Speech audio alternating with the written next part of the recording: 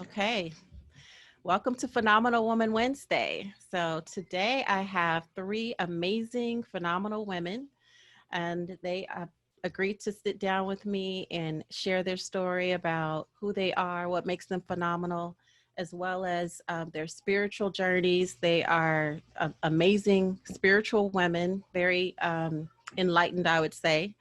I came across these three women based upon their own platform, What Soul Sisters Say. It's on YouTube.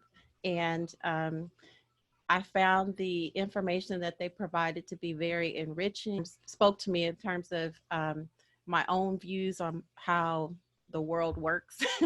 And so I really enjoyed them. So I have Nalo, Lady Darah, and Kisha.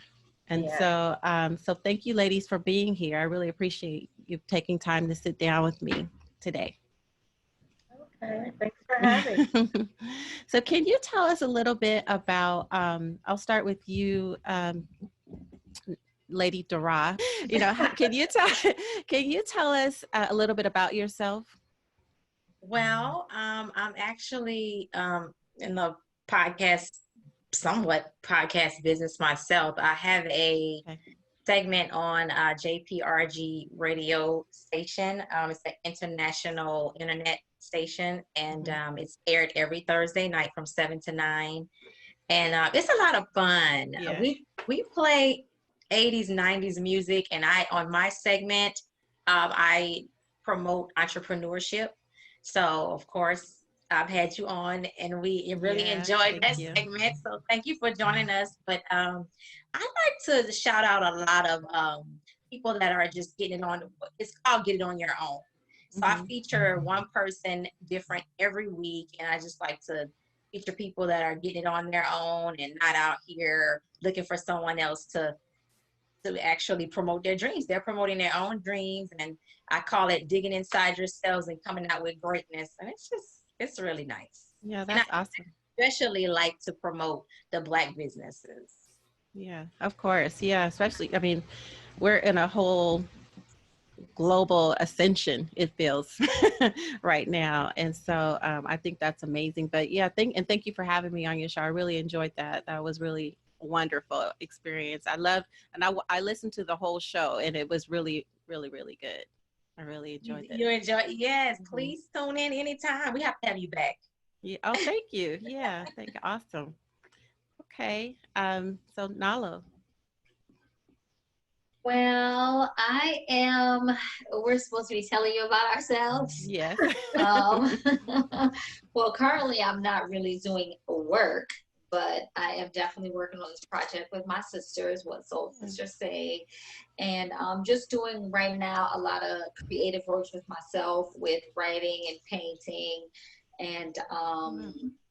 I have a small group. It's not a business, but it's a wife tribe, and so I do a lot of work with them. And looking into doing some freelance writing and just more creative stuff is where I am right now. That's a Yeah. little bit about me, other than being a twin. Lady Darah is my twin sister, Yes. and Keisha's the oldest sister. And I'm a wife, a mom, and that's it. Yeah. Well, those are jobs. Yes, Those they are are. jobs. Especially the wife part. Yeah. Uh-huh. And the mom. Being a mom is a big deal. Big deal. Yes. So thank you. Keisha? I am, what could I call myself? I'm kind of like a gypsy, a jack of all trades. My career changes so often because my interests change. So I just kind of go with the flow of the universe and do whatever I feel at that time. But right now, I'm working on this podcast with my sisters, which I really enjoy. And I'm working on my jewelry again. And I did some jewelry design for maybe about 5 years. And, my background is in the beauty industry. So I do a few contracts with some different companies here and there, but I'm trying to really cultivate my life to become where I'm just working on whatever I feel at that time and just bringing in just multiple streams of income. But I do a lot of oracle and tarot card reading because I have a background in counseling as well. I'm definitely a metaphysician by birth. Just I think that's just one of that's one of the reasons why I'm here, just to enlighten people, bring information, and connect the spiritual world with the physical world. I love that. What I do. Yeah. I love that. And I definitely get that from you, like your energy. The way I perceived you is exactly how you described yourself. So that's awesome. Yeah.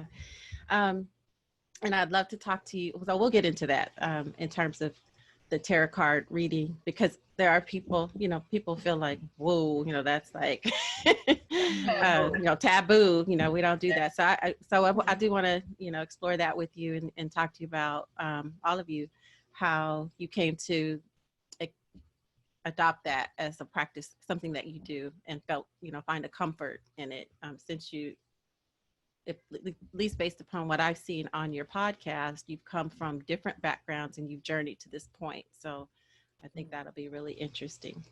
So the first question that I have for you is, what does it mean to you to be a phenomenal woman?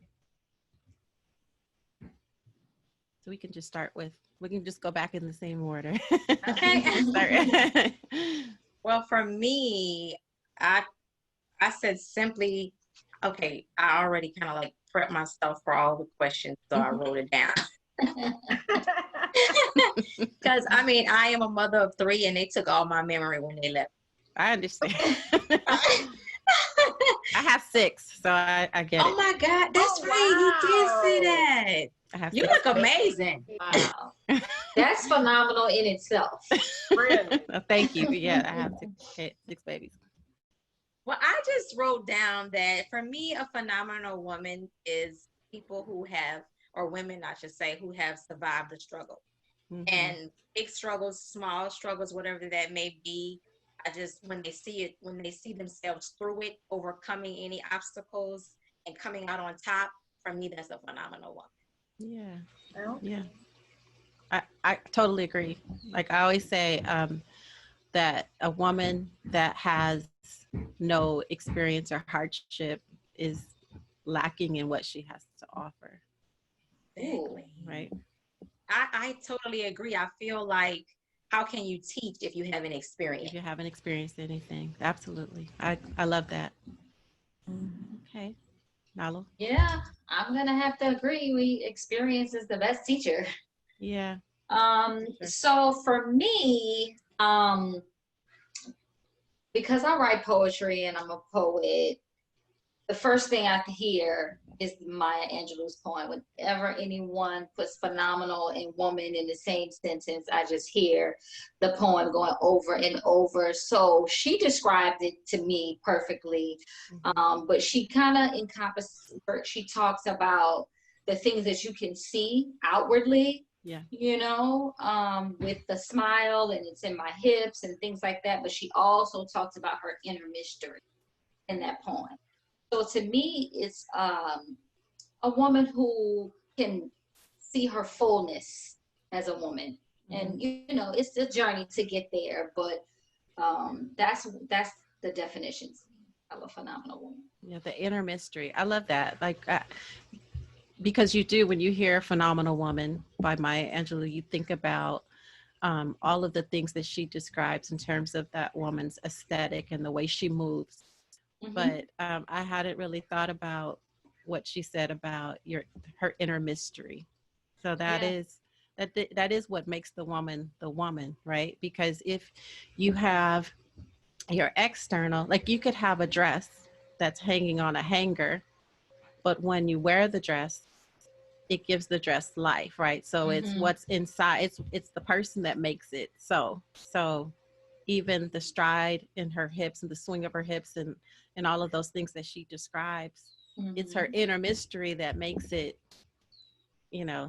phenomenal. So I love that. Yeah. So that's the first thing that's the first thing that came to mind. And then when I went over the words again, I was like, she she expressed it perfectly. So she talked about the outer and the Mhm. inner coming together. So Yeah. It reminds me of a book I read where, and I can't remember the author or the title, but um, they were talking about in Europe how it's rude to ask someone what they do for a living. So, so you know, like in America, we like in the first 30 seconds, you know, like what do you do? What do you do? And because you're trying to figure out what box to put someone in. So, based upon what they do, they identify with that title, the thing that they do. But in Europe, it's more appropriate to just get to know the person, and it's also appropriate not to overshare. So, you know, it has to be anyway. Your response reminds me of kind of what I was reading in that book about just really getting to know someone from the inside as opposed to judging the external. yeah, Yeah. Yeah. I Never agree. judge a book by its cover. Yeah, absolutely. I thought about that this morning when I was getting ready because unlike them, I really didn't prep. But Of course not.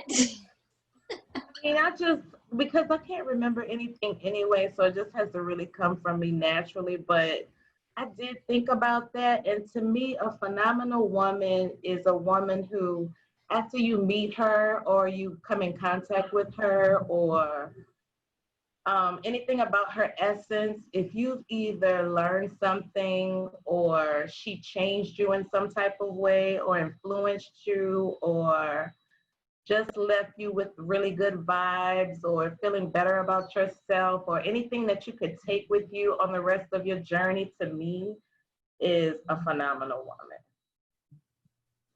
So I that's yeah, that's great. I totally agree with that too because one of the things that I just spoke to of another guest about was so she lost, well, her mother passed away a few years ago, and we have that shared experience, and we were talking about how we are able to appreciate our mothers even more so in the rear view mirror, like just really being able to accept or appreciate their story, you know, as women. And so one of the things that resonated with me when you just giving your response is that with my own mother, um, I saw her as more phenomenal after she left than when she was here. As my mom was schizophrenic, so there were some things about her that were really challenging, you know, growing up in terms of our relationship. But even that experience offered me. So when you say someone who's able to offer you something and that you can take and carry forward, even those experiences, I'm able to see more clearly what I learned in those difficult times, even that benefited me. Now I have a totally different perspective on even that challenge and what it was all for. So, but yeah, I love that. So, who have been the phenomenal women in your life aside from one another? Well, hands down, no question. I have my mother on the list first because she pretty much excelled at everything she put her hands to. We just literally watched her prosper our whole life. And my second is the women that were around me, my second moms, my friends' moms who helped me grow into who I am. They Mhm. sowed a lot of seeds in my life, and I've spent a lot of time with what I call my second moms for that Okay. group. And then, of course, my spiritual mothers. They've helped develop me into the higher being that I'm becoming. So I Mhm. had to put my spiritual Your moms in there. spiritual moms. Okay. All right. Thank you. Nalo? Okay, so like my sister, of course, I'm going to have to say my mom Mhm. for many, many, many reasons. But the one thing that I took from her was determination and hard work. And that's kind of how I've modeled myself through Yeah. my work ethic and things like that. So that's first. And then I was a manicurist for 10 years. And as you can imagine, I have experienced so many women. So to offer this service to these women, and they sit across the table with me and share their personal problems, their achievements through business and marriages and family, and just so much exchange.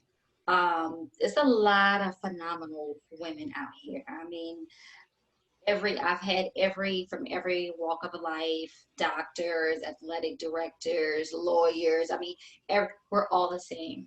Mm-hmm. We all have the same issues. We all have the same struggles.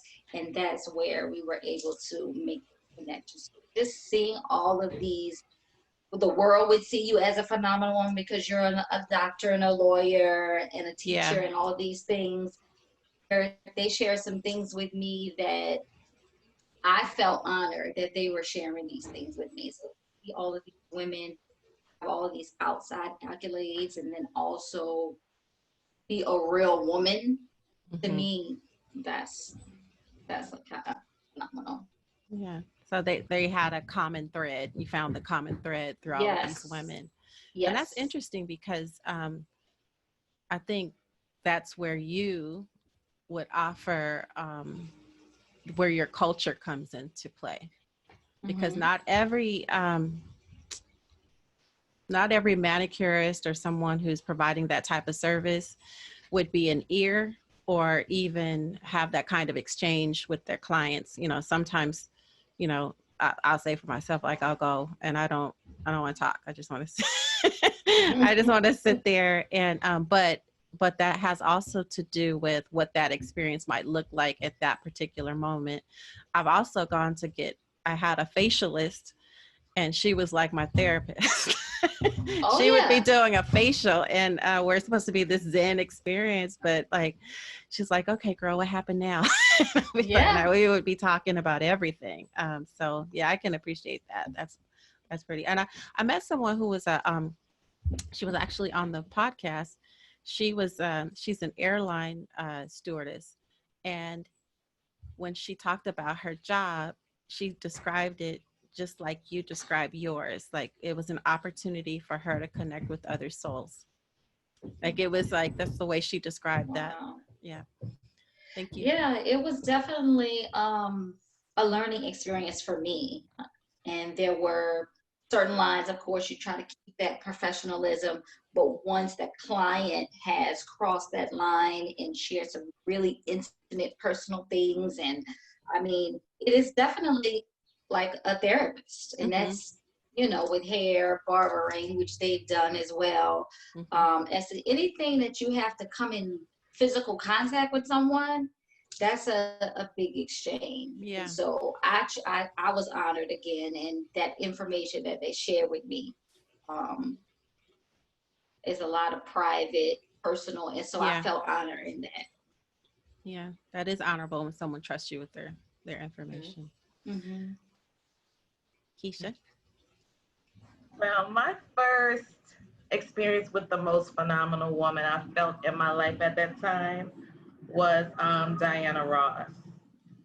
We didn't have much to watch on TV growing up, but Diana Ross was on TV a lot. And I don't know, just something about her range of her creativity always influenced me as a child. I just really looked at her as like the ultimate woman. Like I wanted Diana Ross to be my mom. I just wanted was just Diana Ross. Like I love Diana Ross. So she was extremely influential in my life growing up. Diana Ross was. And just with me always being like a dream weaver and always dreaming and fantasizing and just being in my head all the time. So she definitely was a mom in my head. And after her, I would have to say it was Angela Bassett, who I adore. And I think it's just the energy they give off. They give off this vibe and energy that, you know, anything is possible. They can fly. They are very in touch with whatever they're doing. You can feel it. You can feel every ounce of what they give off. And I connect to that. So just her grace and her confidence and her, I don't know, she's just like a goddess angel in my eyes. So she's very influential. Like I don't know, it's just something about her energy that I just vibe with so much. Mm-hmm. I would have to say the third one is my spiritual mother. Her name is Dorothea, and she's actually the woman who one of my very first experience with tarot reading, Mm. and just her ability to be able to tap into God, like it just blew my mind every time. Like the things that would come from this woman would fascinate me so, and I would listen. I would listen to her because she's the type of woman who, if you don't want to know the truth, you don't need to call her. Mm. Very blunt, very straightforward. She doesn't sugarcoat anything, and to me, that's the way a mom should be.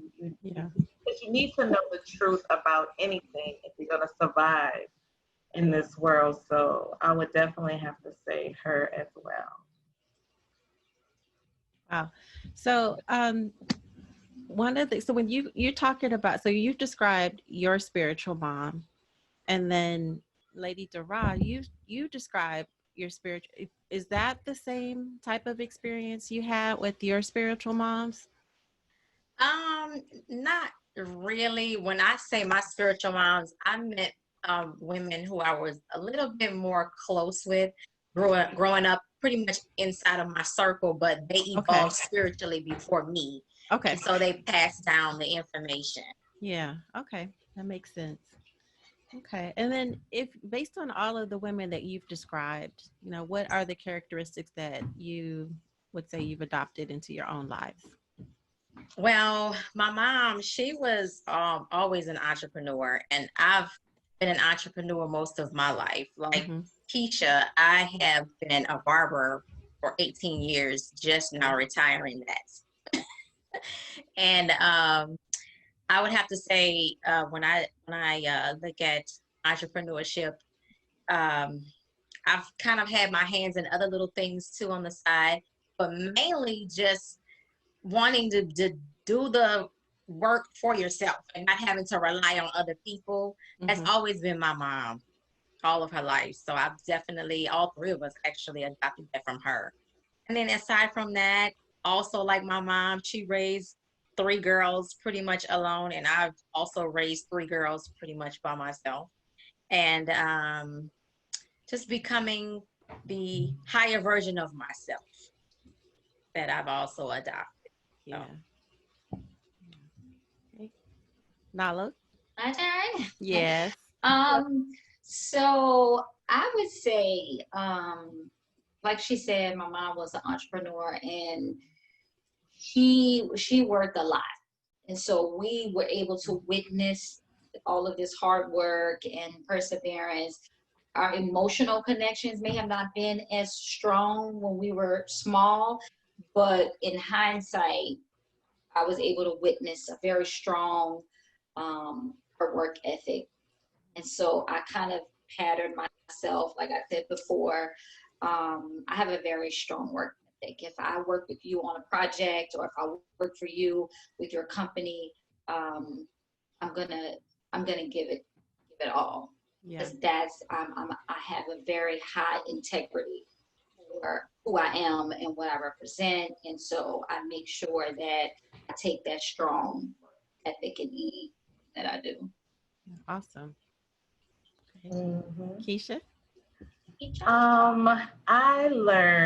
I say from Diana Ross, I learned the ability to be able to like astral travel and just, Wow. go into different spaces and be different people and just explore different ranges of my personality. I believe that's what I learned from her, just from, wanting to sing, dance, act, and just I don't know, maybe like a form of imagination. She always brought me into a form of imagination, which I don't know, maybe that had something to do with how we grew up because there wasn't really a lot. So that's mainly all we had was imagination. We had to create everything we basically played with, other than the trillion books we had in the house. And so I kind of I got that from her, just wanting just to float and be a butterfly and dance around and sing and just expression, self-expression. I'll say that's what I learned from her. From Angela Bassett, it was just her ability to speak without speaking, just her grace, and just her able to be observant, and then whatever she says to me is just extremely heartfelt, and it's profound. But I think her grace is what affected me the most and what I've learned from her. And then from my spiritual mother, I learned how real God is. That's what I really learned. I just learned how magical the universe is, and how there's so much more than the things that we were taught growing up in church, and how vast spirit can actually be, and and miracles, just I don't even know if there's a word I can use to describe what I learned from my spiritual mother. Just because I'm still learning so much. I don't even think there's a such thing as learning everything, but it opened the door to now I believe in that whole phrase, anything and all things are possible. I definitely learned that from my spiritual mom. Okay. So you think so prior to now, or prior to the influence of your spiritual mom, you didn't believe that all things were possible? I believe that I believed more so in the obstacles than in the miracle aspect. It was like I would look more towards, because church kind of just taught me to focus on the obstacles, and just trying to break through. And that experience taught me, about the other side of the breakthrough. And it just increased my everything I've always felt as a child, even since I've been here. It just validated. And so it did make me feel like, okay, there's no limits to this, because of how everything just went down. It broke I don't believe in obstacles. I don't believe in barriers anymore. I don't believe in any of those things anymore. I just believe those are avenues that you just go down. You don't go down that way. That's just the wrong Just way. a journey. Exactly. It's just another direction you have to go. It's not even your obstacle. If there is a barrier there, that means you're just supposed to be going in another direction. So it's really there to protect you. That's how I see it now. Yeah, that's awesome. That's a perfect segue into my next question. Well, first I want to ask you, Kisha, when is your birthday? May 16th. Okay. I'm a Taurus sun. I'm a Virgo rising and Aquarius moon. Okay, awesome. And what about the two of you? When is your birthday? Since you're twins, so you have the same one. January 1st. Oh, so Capricorn. Okay. They know they're rising. I told them. And their moon sign. Aquarius rising, moon is Sagittarius. Okay. Yeah, I don't know. I mean, I'm July 20th. So I'm a Leo, but I don't know. Oh, you're a cusp baby, so you're Cancer and Leo. Really? Interesting. Yeah, you're right on the cusp. You're both sides. I can see that. I can see that because I think I definitely the stereotypical Leo. I think I'm definitely her, but I can also see myself as being more of service too. Like I think I kind of there's duality there. Like I can see that. Yeah. So my next. Go ahead. But a lot of duality. It's so complex. Yeah. So my next question is, so you all are very transparent about your spirituality. You talk about a lot about that on your podcast. How do you how would you describe your spirituality versus like formal religion? That's so easy for me. Spirituality, in my opinion, is just one word: love. And I feel like religion, they, they focus a lot on judgment and Mhm. condemnation. And I don't feel that you can mix two with love. And God is love. He is the highest vibration of love. And until you just become love, encompass that whole energy of being love, I don't understand how you can. I don't understand how you can align with God in the universe. Or I just don't. Yeah, You know what I mean? I do. I do know Mhm. what you mean. We know what you mean, Dara. What would you say, Nalo? I would describe my spirituality as kind of like an inner knowing. Mm-hmm. Because when we were in the religions, there was always something you were going to get, go to church to meet God, or go to this one for that. You're always going outside yourself. Mm-hmm. So now to me, it's more of an inner knowing. And when the things that you were looking for outside, you turn that and you go inside, and you might not always come out with the answers that you wanted. You Mm-hmm. most definitely will come out with the answers that you need at the Yeah. time that they are needed. So it's more of an inner knowing for me now. Okay. That makes sense. Yeah. Keisha? I see religion as just man-made rules. You know, in whatever country or whatever religion you practice, it's just a bunch of man-made rules is all it is. Because at the end of the day, all the religions' goals are the same. You know, peace, love, prosperity, and the end game is the same. But how you get there, that's the middleman part with the man-made rules. So I believe my once I've learned so much more, it's levels to it. So that to me is like baby. So once you get past all the baby food and that toddler stage, then you're in this vast universe of it encompasses all things. So Yeah. you get this level of, I mean, how can I describe it?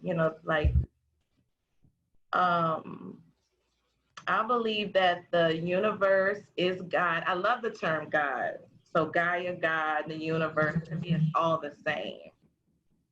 And I believe I'm directly connected to this universe. This is just my playground. And, I speak and I command the things that I want. And then the universe rearranges everything and it comes to me. Mm-hmm. So I'm just feel like I'm just in connection with nature, just the earth, the wind, the stars, the sun, Mm-hmm. the trees, and that's Gaia. And to me, that's God to me. It does not come in any type of man-made form to me. There's no man on walking on the face of the earth that can surpass the level of God or nature. There's no such thing as that to me in my head. I believe that, nature is everything and all things. And that's my form of spirituality, my relationship with the spirit realm. Yeah. See, that is what's spiritual. That is what's here for us to connect to. And everything in between is that man-made stuff. That's just that. Yeah, that's not my thing, that part. Yeah. I totally relate to all of what you guys said because when you're talking about formal religion, it God is in the cloud with the gavel, right? And then down Yeah. below is the lake with the brimstone and the fire. So if you don't do this, then you're gonna be cast into that lake. And like what you said, Lady Darah, like how can you have God be this all loving being if you don't do what he says, you're going to be spend your eternity in that lake. That Exactly. doesn't seem very loving. Exactly.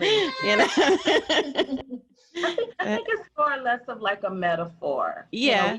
can look at these religions and the things that we read as metaphors, because we all know that if you make a certain decision, there's a consequence for it. Yeah, So, that's true. and we've all probably felt like we were living in hell at one time. I know I have. And then, Well, to me, yeah. your heaven and hell is here on Uh-huh. earth, and you can decide you either gonna live in hell and live it, be in it physically, or you're gonna have a heaven-like experience while you're here, Mhm. and you can live in heaven. So I believe that duality is our reality. I believe Mhm. that here. So, So but it's a I think decision. yeah, and Yes. I think the religions are good metaphors for what's really going on. It's just a way for when you're low vibing for you to really understand it. You know what I'm saying? If your mind thinks in forms of written word and black and white, and if it's written down, it's facts. That's just a way for you to kind of get it like, A but vehicle. exactly. Yeah. But once you tap into your faith, um, I believe that's the real word. That's the true religion, spirituality is your faith. Yeah. Mhm. The other thing that you said, so you said, what did you say? That you going inward, it helped you understand how the universe aligns with you, right?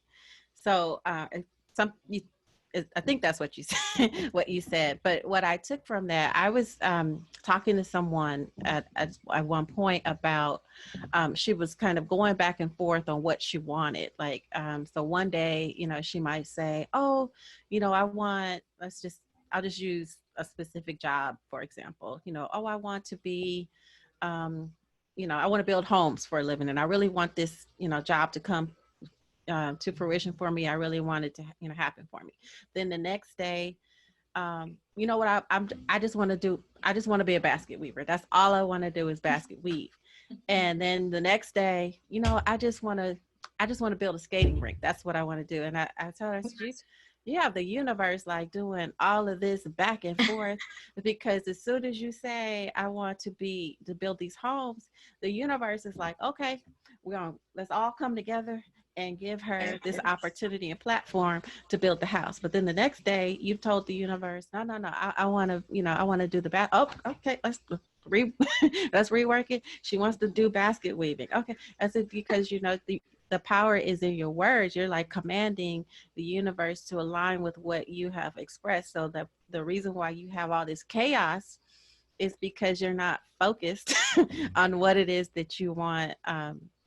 What you want, so therefore you have all of these things. I said, and eventually, I mean, you may get all of these things, but they're going to come in different packages and timing just based upon how you set the universe in motion. Anyway, that's just how I see it. That doesn't mean it's true.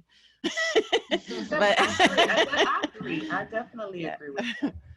yeah, So totally agree.